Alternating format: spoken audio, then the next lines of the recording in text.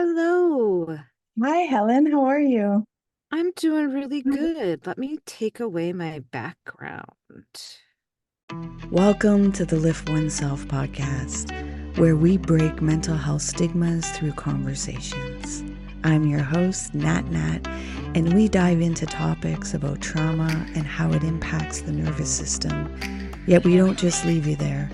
We share insights and tools of self-care, meditation, and growth that help you be curious about your own biology. Your presence matters. Please like and subscribe to our podcast. Help our community grow. Let's get into this. Oh, and please remember to be kind to yourself. Welcome to the Lift Oneself podcast, Helen. I am so thankful you're here with me. Thank you so much for having me. I am grateful to be here. How about you join me in a breath so that we can sync our hearts and our minds and just leave what was behind and come in right now. For the listeners, I'll ask you to join. If you're not driving or doing anything that needs your eyes, please close them. And I'm going to ask you to start breathing through your nose. And just let your breath go in and out. Don't try and control it. And bring your awareness to watching your breath go in and out through your nose. And just let your breath fall by its own pace while keeping your attention on your breath, allowing whatever sensations or feelings that are in the body to come up. You're safe to feel. You're safe to let go. Stay with your breath while still staying with your breath, allowing that intention to ride in the energy fields, allowing yourself to drop into the body a little more, staying with your breath. Now, with staying with your breath, when you're ready, at your own pace and at your own time, gently open your eyes. How's your heart doing? I think it's doing wonderfully. Thank you. I love setting an intention like that for our conversation. Yeah. I started this a little while ago because I figured, I service my clients with meditation and self-care and to slow it down. So what better way than to model it and to model it in these podcasts so that the listener can also just take a moment just to check in with themselves and feel what's going on and give themselves permission to interrupt the patterns, which can be challenging at times, but it's the most simplest thing that we always have access to.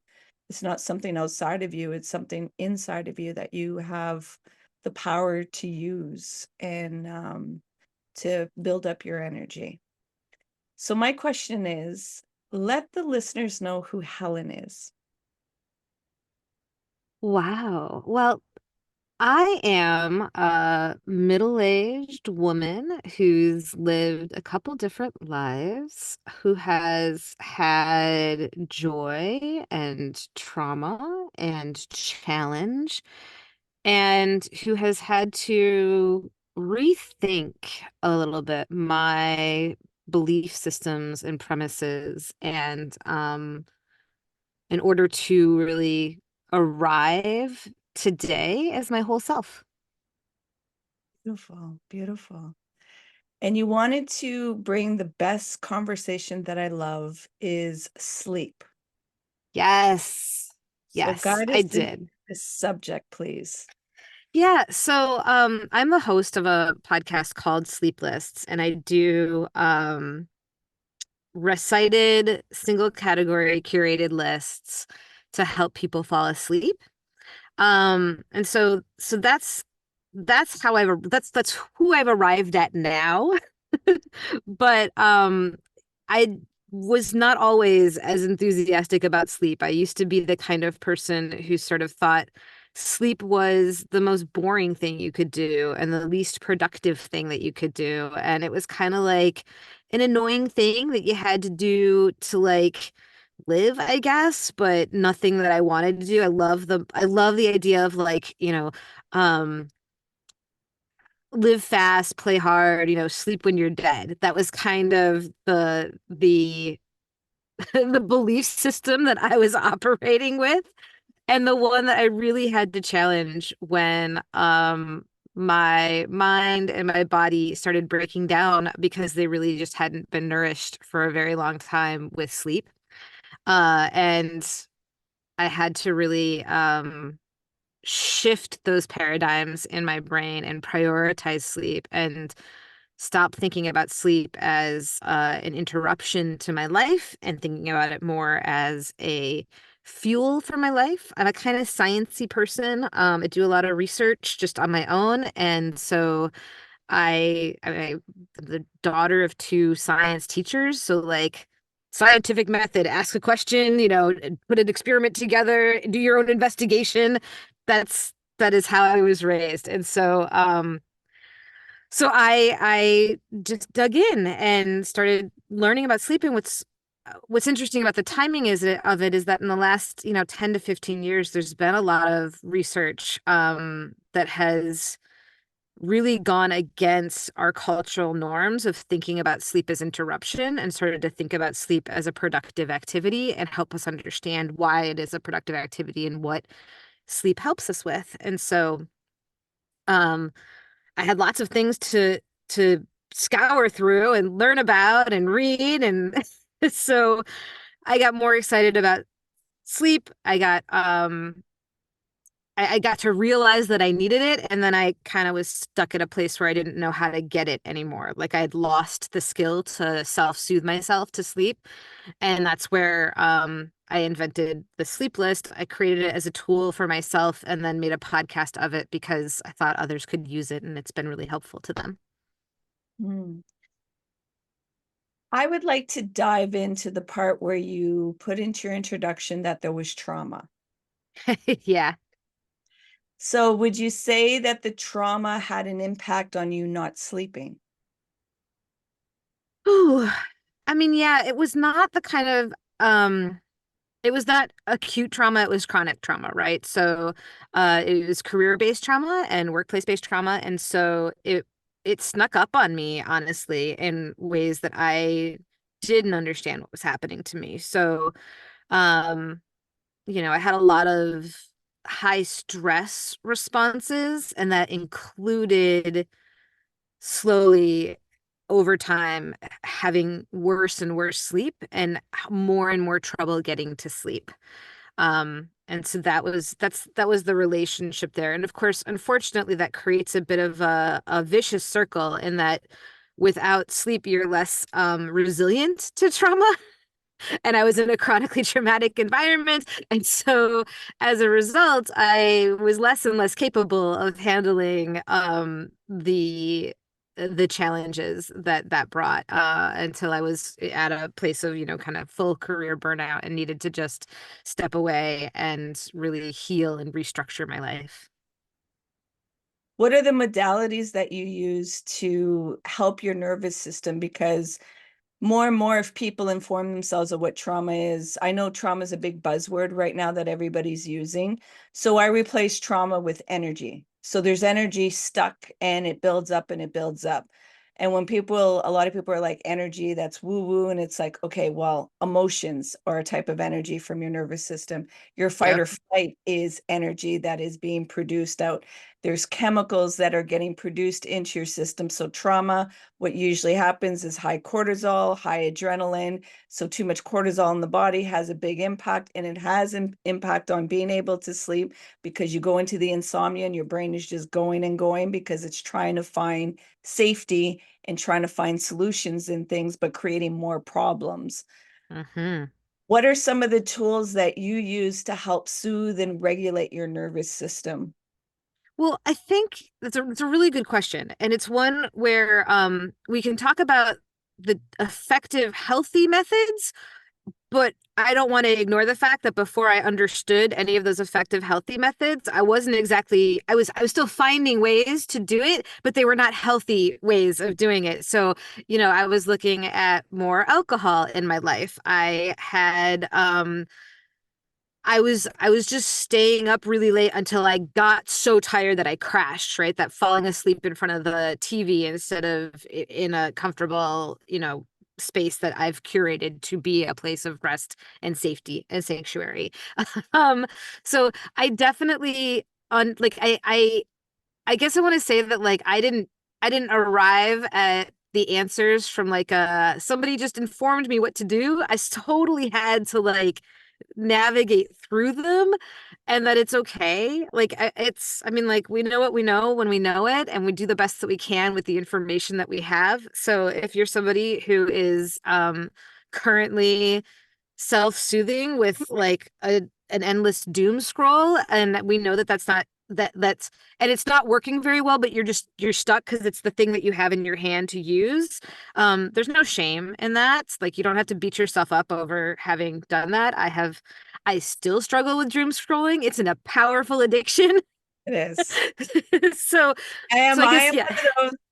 Yeah, like there's no shame in it. Like there's billion-dollar companies that have invested in having your attention at all times. And the fact that your animal human brain can't always defend against all of those psychological triggers that are being put in front of you is not shameful.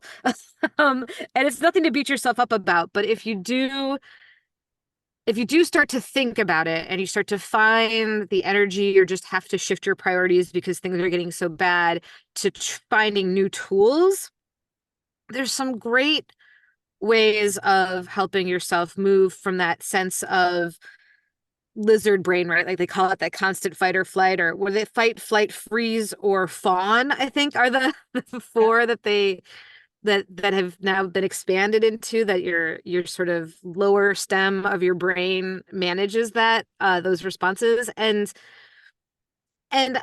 I guess I would say that it's not an expensive endeavor either. So like you have the tools, like our breathing moment at the beginning and taking time to focus on your breath. There's an enormous amount of wisdom culturally for generations and going back centuries in yogic breath work, and other traditions as well. I'm just the most familiar with yogic, but I know that there are other traditions as well. And that idea of shifting your consciousness and sort of calming your nervous system through breath work is brilliant. And it's like you said, it's available to you all the time. Your breath is there and you can center yourself with it. And I have I have used a yoga practice, like a daily yoga practice to help with that.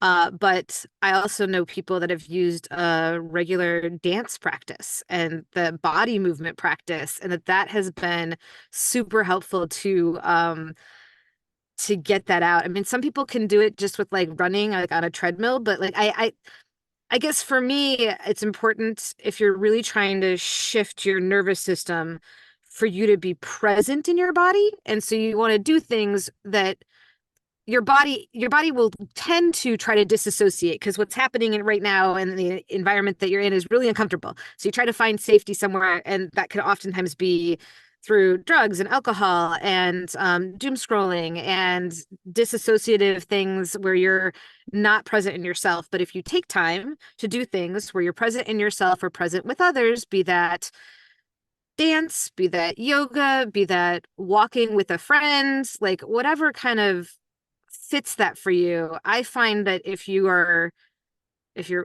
I'm focused on my body too, that helps me. Like that idea of like this is the body that I have, it carries my spirit and my soul. This is and it's I'm doing something good for it and it wants to move. So anyway, that's what I would say is that there are healthy ways of supporting yourself. If you're engaged in unhealthy activities, it's not really shameful, but there are tools that you can try to use. And sometimes they seem really uncomfortable at first. Like, I mean, the first time that I sat down to meditate, like I cried hard. hard. It was super uncomfortable. And before I even got to the place where I actually cried, I sat down several times and was just like, this is stupid. And I was angry at it. So all of that to say that any new practice, any new behavior, anytime you're trying to switch a habit, it is hard and you need to, give yourself grace and have the strength to persevere with it and to find the thing that works the best for you that isn't destructive. I mean, I think we know when we have our destructive habits and we're using them because they're the only tools that we think we have available to us, and they can be others. We can find them in the same kind of genre, and it doesn't mean that you have to sign up for Soul Cycle or like some other really expensive treatment. It can be present with you. Like there's lots of traditions around this that folks have figured out for a long time. So I just invite everyone to explore those kinds of things. And for me it was yoga, meditation. I have a almost daily walking practice now that I have the same route that I walk. And that's really exciting. Like just being able to see how nature around my little neighborhood changes.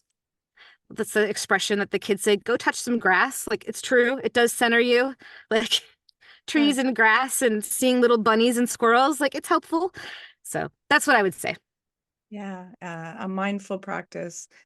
And just for any listeners where, how Helen described how she had to relate with meditation, sometimes there's a real aversion in the body with meditation because stillness feels very threatening. And that quietness can feel very threatening because that possibly when you were in that stillness, you were harmed. So your body is trying to get you out of this sensation because it's feeling a threat that the thing that happened before is going to happen again. And you expressing the tears is also another somatic way of the body finally being able to release what it's been holding on to, that your analytical mind has been filtering and pushing it back down anytime it tries to come back up. And so to be able to be in that space of surrender and acceptance, that you can let the tears flow. And when those tears are flowing, there's a download of so much information, sensations, and feelings that you're not even able to articulate and give verbiage to. So, what I teach my clients about those moments is that these are things that the body, the heart need to express through your tears that cannot come through language, through words. It's expressions and sensations that are finally being safe to be released and revealed to you, which is a very sacred moment. Yeah. Yet it can feel Yeah. very awkward. Well, and we don't have a culture that in Western society that does a really good job of allowing those moments. Like those are supposed to be private, personal, like not public. Like um we don't see really in our culture like people wailing when they have grief. Like that's something that they do in private, like behind a door. And so we still have good role models or touchstones of what it looks like to process really big emotions. Um, so we sublimate and then we have to let it all out. And I mean, when it first comes out, it just, it makes no sense. You're like, why am I crying? And like everything's fine. And the things that you're feeling, like they don't make sense either. Nothing should be making you angry, but you're still angry, or you're like really sad, like whatever it is. Like it is just because you really haven't done that hygiene, like that emotional hygiene for a while. At least that was my thing. I had not given myself the space or the time to stop at all. And so when I started stopping, finding stillness, even a moving meditation, like a yoga practice would cause tears to go. There's a lot of theories of having a lot of emotion stored in the hips. So like if your hips are really tight, and I never experienced that until my most recent sort of chapter journey. And I was like, oh wait, I guess I am holding a lot of stuff in my hips. Mhm. So yeah, it was I would yeah, I think that it's really helpful to spend a little bit of time with yourself, and it helps you get to a place where you can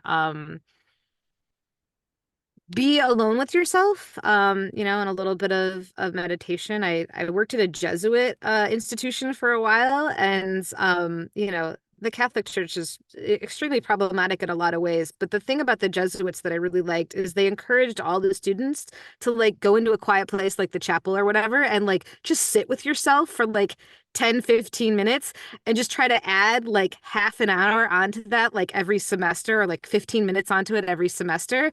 And so all of a sudden, when you finished, 8 semesters of a 4-year education, you could sit for a full hour with yourself and allow those thoughts to come and be comfortable with yourself. And it made for people who were better leaders, I think, like students that left with a better sense of who they were so that they could lead more authentically with themselves. So, yeah. Yeah, we're not taught to really connect into the self. We're taught to connect Mm-mm. outside of ourselves, to look for the answers outside of ourselves. Somebody else Yeah. has better. You're not enough. You don't have the educate, you don't have the wisdom. You don't. So go out there where it's like, when did anybody really lead us inwardly? Like as you mentioned the Catholic religion, I was raised in that religion, and I always question why I was not allowed to touch the Bible, and I had to go through the priest that Right. could through the Bible to talk to God, that I didn't have a direct communication. It could only go through this person. And I was Yeah. like, that don't make no sense. Like, what are you talking about?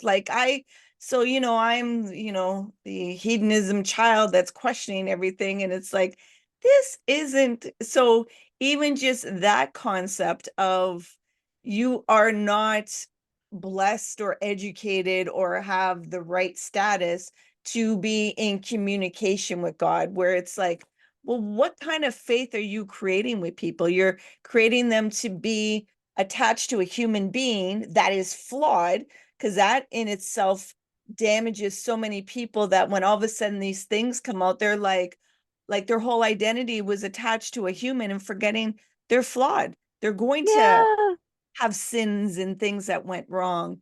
Yet, there's something to say when a spiritual practice or religion is telling you to be with self, because that's where your relationship with God, Allah, whatever you want to call your higher being, higher spiritual practice, that it comes from within, and that connection from within, and being able to have that guidance. But we're in Yeah. especially in the Western world, it's very overstimulated, and especially with technology, we're bombarded all the time to rest. What is that? No, no, no. Keep Yeah. stimulated 24/7. It's like, whoa. And it becomes really addictive and it becomes really hard. Like I lost all track of my ability to self-soothe to sleep, and I would just and even like I even had a routine. Like I had a nighttime routine that I went through, and then like I don't know, somehow my phone snuck in there, and then you're doom scrolling forever. And then like even once you get rid of that and your head hits the pillow, you're like, oh, now I'm still, but I'm thinking about all these things that I could have done differently or I wish I'd gotten to, or, in my case, as I was experiencing depression and anxiety, there's a lot of voices around like how, not really worthy or how poorly you're doing or how no one likes you. And so like he's got these like mean voices in your head that are not helping you in any way, shape, or form.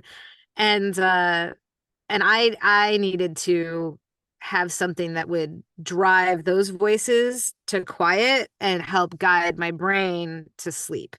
That's really what I needed. And the different colored noises didn't work for me. Lots of people talk about like white noise and blue noise and green noise and brown noise, and some people swear by them, but they were not mine. They didn't work for me very well. And then there's, stories and meditations, but those all kind of had a place that they were taking me or like trying to like meander to. And so that has never really, I mean, I was trying to stay awake to listen to that and to attach to like, where's the end? Um, and so sleep meditations worked for a little tiny while and then they stopped working because I like knew what was coming or, whatever. And then so that's when I came up with the list idea. I used to count to myself when I was a kid. I used to count myself to sleep. And so I couldn't stay focused on the numbers inside my own head. I needed like external guidance at the point where my head was really busy with self-sabotaging thoughts. And so I needed to have somebody else's voice. And so I went looking for it. I tried to find even just somebody who was counting to teach English. Like I thought, oh, well, people need to know how the numbers progress. So someone somewhere who is teaching an English class or something, English as a second language, must have done, 1 through 100 at least, but probably more because it's helpful to know how people count higher numbers. We talk about higher numbers all the time. No, I could not find that. And so I just made it myself. That's what they say. If you can't find the thing, then you're the one to create it. So, because Right. other people will be looking for it. I'm going to bring you into a reflective question. Oh, cool. I'm going to ask you to bring your awareness right now and bring it back to your 18-year-old self. And you have 3 words to tell your 18-year-old self to bring you through the journey. What would those words be? Mm. Well, I mean, 18-year-old Helen wasn't a very good listener. So I don't know what words would have gotten through to her. Let's see. And only three. Ooh, let me think. 18 was young. It's been a long time. I'm 45 now. But what would I tell her to get through the journey? I would tell her to focus more on love and joy and integrity. I think those would be the 3 words that I would give her. And I come to those because those are three of the values that our family has chosen for ourselves. Like we have them written on a board. And that yeah, love and joy and integrity. Add another word, sustainability, like, but not in like just the way of taking care of the earth, but like literally everything that you do. Because I tended to overextend myself and be a little bit too much of a doer. So sustainability is another value that's really worked its way into our lives now that I wish I had adopted as a practice much earlier. Before we started recording the podcast, you mentioned that you took a nap and you felt great from that nap. I want to Yeah. ask, can you let the listeners know what your self-care looks like? Ooh, my self-care includes napping, of course. It also includes the word no. That's a huge self-care piece for me. And sometimes it's I have to say no to things and I have to say no to things that I even want to do. Like I only have so much time and I have goals and priorities and things that I want to get done. And what led me to burnout was that I would just keep on piling onto that without curating that set of things that I was doing. And so I mean, as great as massage, I mean, I love massage therapy and I love me a spa day at my house or at a spa. Like they're great, but more so, I think the more valuable self-care is prioritizing sleep, really understanding my time and my priorities, and making sure that when I say yes, it's in service of those priorities, whatever they are. My family is a big priority for me. My health and wellness are huge priorities for me. And uh, my work and sharing this idea of how valuable sleep is and how important it is to our health is a really big priority to me. And so if something isn't fitting into one of those things, if it doesn't serve those purposes or those aspects of my life, then I have to say no to it, even if it's really cool and I want to do it. Like that's the hardest part for me. 'Cause it's like I want to do everything, but you know, say no and say no definitely to the things that you don't want to do, which is something I never used to do. If people would ask me to do stuff, I'd be like, sure, I can take that on. Um, And so I mean that like but that was easier than saying no to things that are really exciting. Like sometimes people invite us to things that I really want to do that we have the means to do, but we don't have the time to do it. We've made other obligations and we don't want to change those obligations. So we have to say no. And And I had to say no. My husband never had a problem with that. My husband could always just like, he's like, no, we're not doing that. Like, I got other stuff I'm doing. And I'm like, but what about and this and that? And no, we're not doing that. So I've taken a page from his book and tried to be, I mean, saying no is my biggest flex of self-care ever, I think. Yeah. What I teach people too is you have to give people no so you can give yourself a yes, Hmm. because you've been giving yeses to everybody else and giving yourself a no. So to reverse that feels counterintuitive. It feels very uncomfortable. And there's probably language that you're not a good person. You're supposed to do this, yada, yada, yada. Yet it's learning that no muscle of no. So you give yourself a yes. Yeah. And you Yeah. explained it beautifully. Yeah, I mean, I did take a nap earlier today, and there were other things that I could have been doing. Like, there are chores that I could have been doing. There's like, an endless inbox that I could have been dealing with. There's lots of other things that I could have been doing.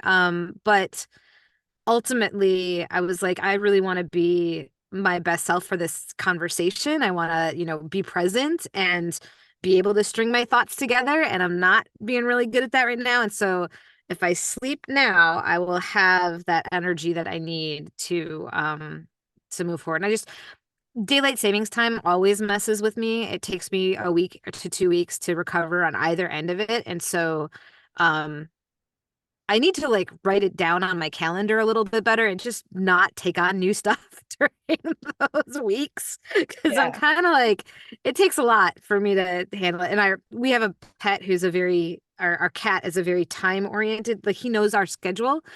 And so we just switched up our entire schedule on him by an hour, everything that we do. And he is angry. Like he is not happy. He's grumpy. He's waking us up early. He's like upset about us, like wherever we are in the house, we're not in the right place at the right time. So I have a very grumpy cat that is also messing with my sleep. Where can the listeners find you? I have a website called sleeplists.com. So that's sleep, like going to bed, and lists, plural lists.com. That's the best place to find all things related to me and Sleepless. There's episodes of my show, etc. But if you already are a podcast listener, as you might be because you're listening to this, and you have some place that you like to go for your podcast, you can search for Sleepless and see my whole catalog of episodes. On almost all, as I think all of the main platforms and a good number of other ones have me available. So, and if there is for some reason a platform that you love that you don't see me on, go to sleepless.com, hit the contact button, and let me know, and I will get us there so that you can be you can be listed to sleep with me on your favorite platform. I appreciate this conversation. I appreciate your energy. I appreciate that nap you took because you have a Yes. vibrancy to you. So thank you so much for accepting to be a guest on the podcast and share your tools, your story, being so vulnerable also with the listeners, yet also taking those impurities that you went through and you turned it into gold. You used alchemy. So the things that you were searching for, now you're providing for others. So creating a light and being a lighthouse for others and shining that light. So thank you so much, Helen. I really appreciate it. Oh, that just warms me to the core. Thank you so much. I love what you're doing with your show. I love the opportunity to be here and to speak with your listeners and let them learn a little bit more about sleep and wherever they are on their sleep journeys. I hope that they have a good rest tonight, and that they are kind to themselves, because anytime we go through change, it's hard. And so we need to be kind to ourselves. And as I leave everybody, remember to be kind to yourself, Helen. Thank you so much. You too. Hey, you made it all the way here. I appreciate you and your time. If you found value in this conversation, please share it out. If there was somebody that popped into your mind, take action and share it out with them. It possibly may not be them that will benefit. It's that they know somebody that will benefit from listening to this conversation. So please take action and share out the podcast. You can find us on social media on Facebook, Instagram, and TikTok under Lift Oneself. And if you want to inquire about the work that I do and the services that I provide to people, come over on my website, come into a discovery call, liftoneself.com. Until next time, please remember to be kind and gentle with yourself. You matter.